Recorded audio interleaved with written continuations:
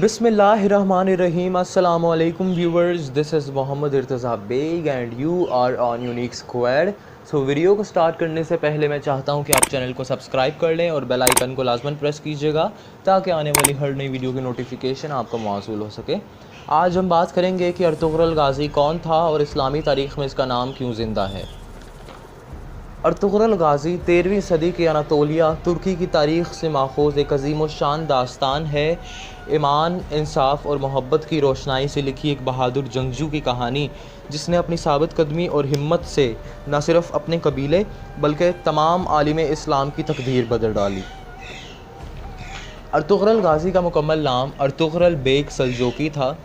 Ertugrul Ghazi ترک قبیلہ کائی جو ایک خانہ بدوش اور جنگجو قبیلہ تھا، اس کے سردار سلیمان شاہ کے تیسرے بیٹے تھے۔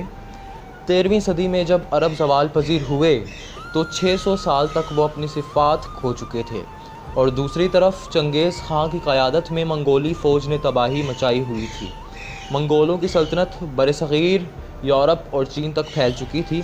منگول فوجوں کے آگے بڑی بڑی سلطنتیں دم توڑ رہی تھی، یہاں تک کہ سلطنت خوارزم جو ایران، خراسان، شام اور عراق تک پھیلی ہوئی تھی، وہ سلطنت بھی منگولوں کے قبضے میں چلی گئی۔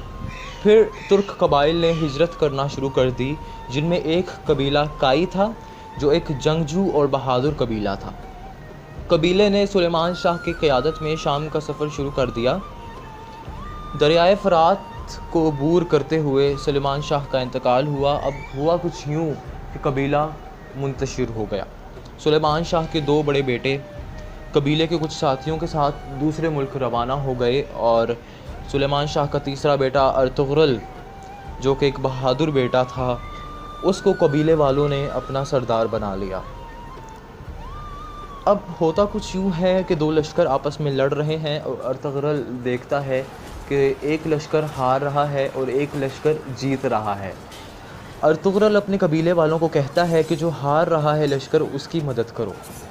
اس طرح جنگ کا منظر بہت جلد تبدیل ہو جاتا ہے۔ جو لشکر ہار رہا ہے وہ جیت جاتا ہے، اور جو لشکر جیت رہا ہوتا ہے وہ ہار جاتا ہے۔ پھر جیتے ہوئے لشکر کا سردار انہیں بلاتا ہے اور کہتا ہے کہ آپ نے ہماری مدد کیوں کی؟ تو ارطغرل کہتا ہے کہ انسانیت کے لیے ہم نے تمہاری مدد کی۔ تو پھر وہ سردار بتاتا ہے کہ میں سلجوقی سلطنت کا حکمران سلطان علاء الدین قیاقبت ہوں، اور ہاں، ہم تتاریوں سے ہار رہے تھے۔ آپ نے ہماری مدد کی، ہم آپ کے شکر گزار رہیں گے۔ آپ کا ہم پر احسان ہے، تو آپ ہمارے ساتھ آئیے، آپ ہمارے ساتھ رہیں گے۔ تو پھر ارطغرل غازی ان کو ہاں کر دیتا ہے اور اپنے قبیلوں والوں کے ہمراہ ان کے ساتھ چل پڑتا ہے۔